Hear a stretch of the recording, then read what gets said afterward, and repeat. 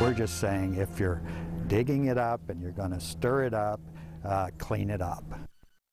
A proposal to store toxic waste near a historic Portland neighborhood has some people who live there pretty concerned. Welcome to KOIN 6 News at 6. I'm Jenny Hansen. Kelly and Jeff have the evening off. Now, that proposed site is at the Port of Portland's Terminal 4 near the St. John's Bridge. The EPA is considering burying contaminated sediment from the section of the Willamette River that's been designated a superfund site.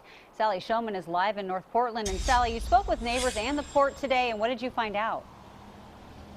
Jenny, this is Terminal 4 behind me. It's basically in the shadow of the St. John's Bridge and the St. John's neighborhood. There's an elementary school less than a mile and a half away and a popular park as well, so it's no surprise that neighbors have concerns about a proposal that could potentially bring contaminated waste to their neighborhood permanently. What we want to know is it's safe. Dennis Kepis and his wife Jamie teach their grandchildren life lessons at their St. John's home every day. If we make a mess, we clean it up.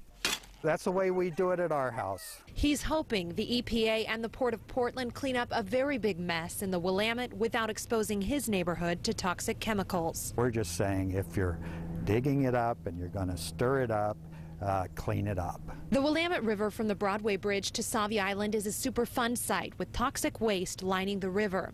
The EPA has ordered it cleaned up. The question now, where does the contaminated sediment go? One possibility is Terminal 4. Building a confined disposal facility, or CDF, essentially a landfill in the water.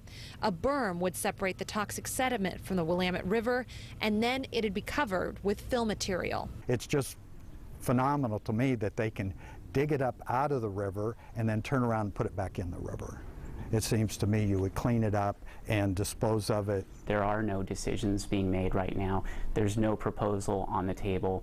There's no construction certainly about to take place or even under discussion. Port of Portland spokesman Josh Thomas says ultimately it's the EPA who will determine what will happen next with the contaminated sediment. The EPA is looking at a number of different alternatives. I just don't want to leave a mess for somebody else to clean up, the kids, the grandkids to clean that up.